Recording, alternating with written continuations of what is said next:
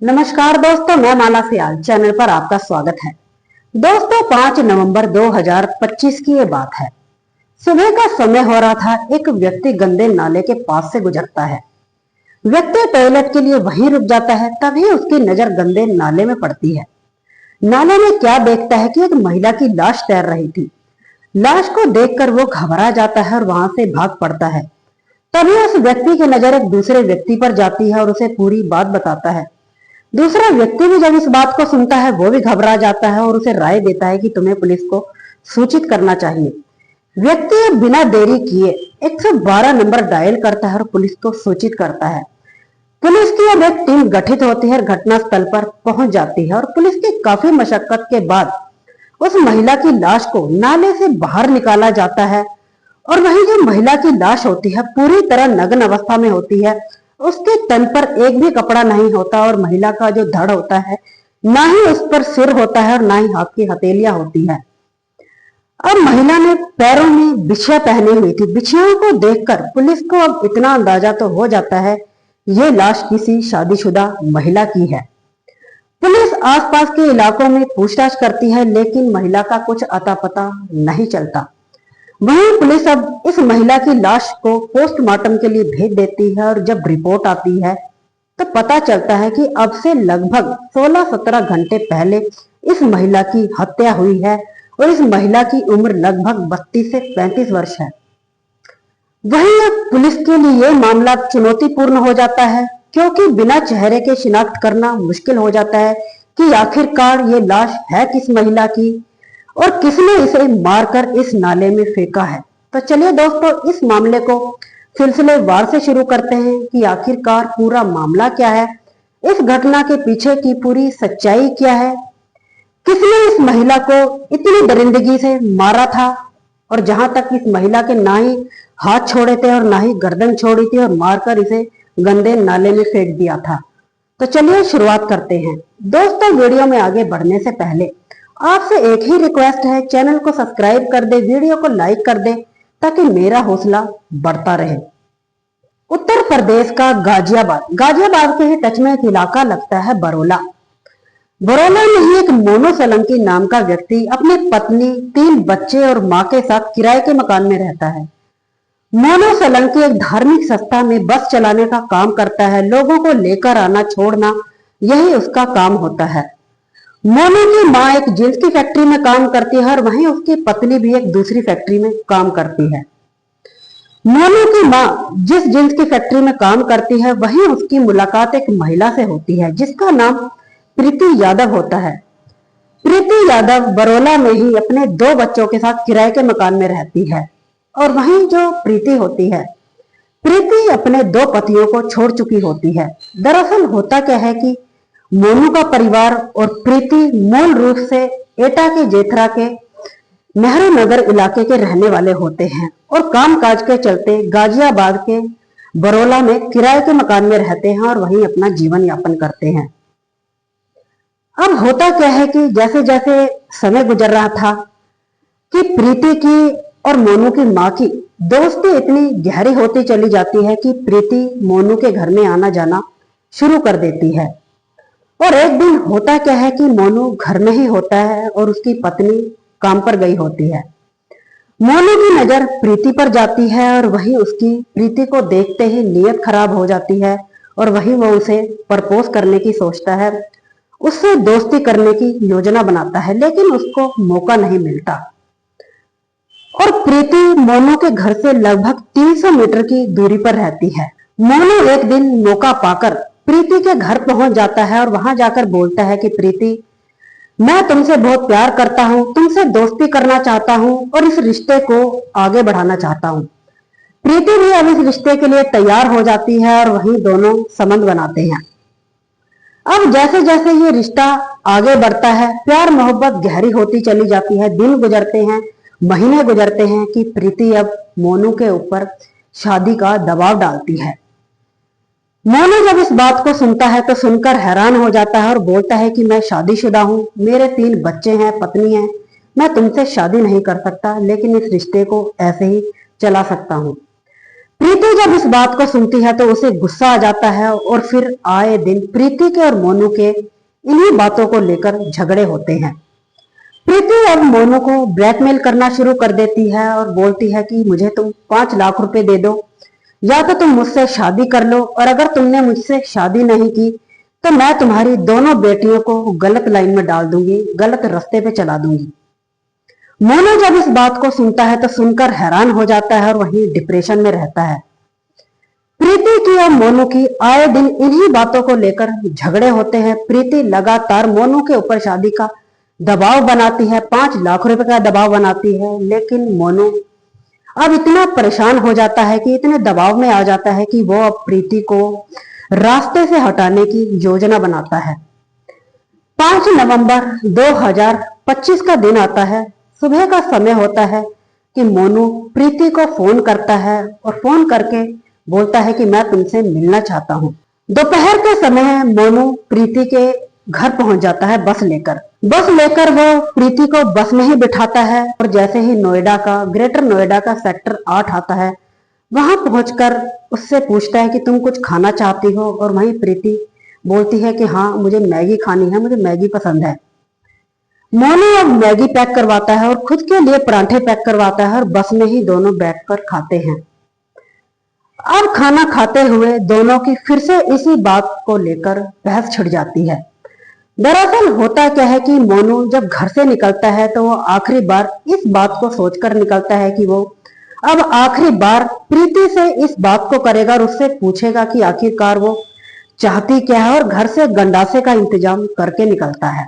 अब दोनों की फिर से इसी बात को लेकर झगड़ा शुरू हो जाता है। मोनू प्रीति से पूछता है कि तुम चाहती क्या हो, तो वहीं प्रीति बोलती है कि मैं तुमसे शादी करना चाहती हूँ, मैं तुम्हारे बिना नहीं रह सकती। और वहीं जो मोनू होता है, मोनू प्रीति के पूरी तरह जितने भी उसके खर्चे वगैरह होते हैं सब मोनू ही करता है। प्रीति को कहीं भी आना जाना होता है वो मोनू ही उसे लेकर आता जाता है। दोनों का प्यार मोहब्बत इतना गहरा होता चला जाता है कि प्रीति मन ही मन मोनू को अपना पति मान बैठती है। और वहीं इन सभी बातों का ये हश्र निकलता है। वहीं अब मोनू प्रीति को समझाने की आखिरी बार काफी कोशिश करता है, लेकिन प्रीति मानने को तैयार नहीं होती और बोलती है कि तुम मुझे 5 लाख रुपए दे दो, और अगर तुमने मुझसे शादी नहीं की तो तुम्हारी दोनों बेटियों को गलत रास्ते में डाल दूंगी। अब मोनू इस बात को लेकर इतना गुस्से में आ जाता है कि वो गंडासा निकालता है और गंडासे से प्रीति की गर्दन पर वार करता है और धड़ से गर्दन को अलग कर देता है, हाथ से उसकी हथेलियां अलग कर देता है। अब वो सोचता है कि अब लाश को ठिकाने कैसे लगाया जाए। वहीं ग्रेटर नोएडा का सेक्टर 8 में एक बरसाती नाला पड़ता है। नाले में होता है कि अक्सर बरसाती दिनों में नाला गंदे पानी से भर जाता है। उसके धड़ को वो वहीं बरसाते नाले में फेंक देता है और वहीं जो उसकी बुद्धि होती है, हाथ की हथेलियां होती है, उन्हें पॉलीथिन में डाल लेता है। पॉलीथिन में डालकर वो बस के टायर के आगे रखता है और बार बार लगभग 4 से 5 बार उस पॉलीथिन के ऊपर बस को चढ़ाता है, उतारता है, चढ़ाता है और लगातार इस काम को करता है। पूरी तरह उस पॉलीथिन को कुचल डालता है। और वहीं गाजियाबाद का सिद्धार्थ नगर में एक सूखा नाला पड़ता है। सूखे नाले में उस पॉलीथिन को फेंक कर और वहां से फरार हो जाता है। इस तरह से ये मोनू सोलंकी प्रीति यादव को मौत के घाट उतार देता है और शांत होकर बैठ जाता है। घर पहुंचकर वो अपनी बस को 3 से 4 बार पानी से अच्छे से धोता है और प्रीति के घर पहुंच जाता है। उसके दोनों बच्चों को अपने घर में ले आता है और अपनी माँ को बोलता है कि ये बच्चे अब यहीं रहेंगे और इनकी माँ गुस्से में कहीं चली गई है। इनकी माँ जब घर आ जाएगी तो इन बच्चों को भी उसके साथ भेज देंगे। पुलिस की 9 टीमें गठित होती है और इस घटना का मुआयना करती है, जांच पड़ताल करती है। 5000 से भी अधिक सीसीटीवी कैमरा के फुटेज खंगाले जाते हैं। 1100 वाहनों को ट्रैक किया जाता है और उनमें से 44 वाहन ऐसे होते हैं जिन पर पुलिस को शक होता है। शंका के आधार पर उन 44 वाहनों के मालिकों को बुलाया जाता है, उनके चालकों को बुलाया जाता है, पूछताछ की जाती है, लेकिन कोई जानकारी हासिल नहीं होती। उन 44 वाहनों में एक बस ऐसी होती है जिसका कलर नीला और सफेद होता है। उस बस को देखकर पुलिस को कुछ शक सा होता है क्योंकि उसकी आगे की लाइटें बंद होती है। और वहीं लगभग 5 नवंबर को 8:30 बजे के करीब रात के समय वो बस घटनास्थल के आसपास ही दिखाई देती है। पुलिस अब उस बस के बारे में पता लगाती है कि आखिरकार ये बस है किसकी और इस घटनास्थल पर कैसे आती है। पुलिस अब उस बस का पता लगाते लगाते उस धार्मिक संस्था तक पहुंच जाती है और वहां पूछताछ करती है। और वहां पे जो कुछ लोग होते हैं, पुलिस जब उनसे पूछताछ करती है तो पता चलता है कि ये बस मोनू सोलंकी नाम के व्यक्ति की है। मोनू इस बस को चलाता है और जो कि धार्मिक संस्था में लगी हुई थी, लोगों को लेकर आना छोड़ना यही मोनू का काम रहता है। और वही अब पुलिस मोनू के घर पहुंच जाती है बरोला।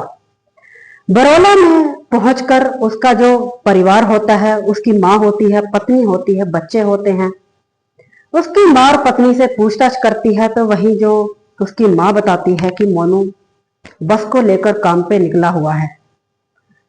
अब जो बच्चे होते हैं, 5 बच्चे होते हैं, तो पुलिस यही पूछती है कि ये 5 बच्चे क्या मोनू के हैं? तो तभी उसकी माँ बताती है कि नहीं, 3 बच्चे मोनू के हैं और ये 2 बच्चे प्रीति यादव के हैं।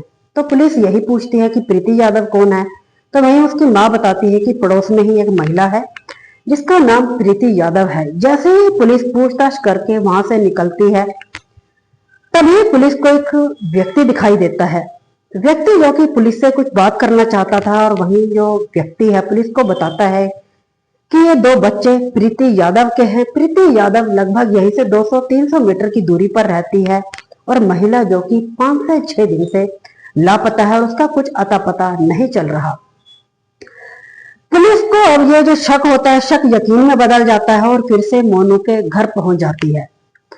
मोनू के घर पहुंचकर जैसे भी वो जो फोटो होते हैं, फोटो को उसके जो 2 बच्चे होते हैं, 2 बच्चों को दिखाया जाता है। उसकी 2 बेटियां होती हैं, एक 5 साल की होती है और एक 8 साल की होती है। और वही दोनों बेटियां, जब पुलिस उनको फोटो दिखाती है तो दोनों ही बच्चे बोलते हैं कि ये हमारी माँ की फोटो है। और जो बिछिया होती है, बिछिया को देखकर बच्चे अपनी माँ को पहचान जाते हैं। पुलिस को वक्त नहीं लगता इस बात का अनुमान लगाते हुए कि ये हत्या मोनू सोलंकी ने ही की है। मोनू ने ही प्रीति को मौत के घाट उतारा है। पुलिस अब वही मोनू का इंतजार करती है। मोनू जैसे ही घर पहुंचता है, पुलिस उसे अपनी हिरासत में ले लेती है और उससे कड़ाई से पूछताछ करती है। पहले तो मोनू पुलिस को काफी घुमाता है, इधर उधर की बातें करता है और अपराधियों की तरह, लेकिन पुलिस सख्ताई में आती है और अपने तरीके से पूछताछ करती है। तो मोनू अपनी पूरी कहानी बयां करता है और बताता है कि हाँ साहब, मैंने ही प्रीति को मौत के घाट उतारा है, मैंने ही उसकी हत्या की है। प्रीति यादव मेरी माँ के साथ जींस की फैक्ट्री में काम करती है। धीरे धीरे प्रीति का घर में आना जाना शुरू हो जाता है और यहीं से हम दोनों की प्रेम कहानी की शुरुआत होती है। अब प्रेम कहानी जैसे जैसे आगे बढ़ रही थी, प्रीति अब मेरे ऊपर शादी का दबाव डालती है। मैं प्रीति को समझाने की काफी कोशिश करता हूँ कि मैं शादीशुदा हूँ, मेरे 3 बच्चे हैं, मैं तुमसे शादी नहीं कर सकता। वही प्रीति अब मुझे ब्लैकमेल करती है और बोलती है कि या तो मुझे 5 लाख रुपए दे दो या मुझसे शादी करो और नहीं तो मैं तुम्हारी दोनों बेटियों को गलत रास्ते पर डाल दूंगी। वही अब मोनू बताता है कि मैं डिप्रेशन में रहने लगता हूँ। लगातार प्रीति मेरे ऊपर शादी का दबाव बनाती है। अब दबाव के रहते मैं अब इतना डिप्रेशन में चला जाता हूँ कि 5 नवंबर 2025 को प्लान बनाता हूँ। प्लान के मुताबिक प्रीति से बात करता हूँ और बात करके उसके घर पहुंचता हूँ और दोनों ही वहां से बस में निकल जाते हैं। और मैं रास्ते में प्रीति को समझाने की काफी कोशिश करता हूँ, लेकिन प्रीति जो कि समझने को तैयार नहीं होती और वही गुस्से में आकर मैं गडासा निकालता हूँ। गडासे से पहले उसकी गर्दन पर वार करता हूँ और फिर उसकी हथेलियों पे वार करता हूँ। और वहीं पुलिस से पूछती है कि आखिरकार तुमने उसकी इतनी खौफनाक हत्या क्यों की? तो बताता है कि मैं अब उसकी जो गर्दन होती है और उसकी हथेलियां होती हैं वो इस तरह इसलिए काटता है ताकि महिला की लाश की शिनाख्त ना हो सके, उसका पता ना चल सके कि आखिरकार ये लाश है किस महिला की।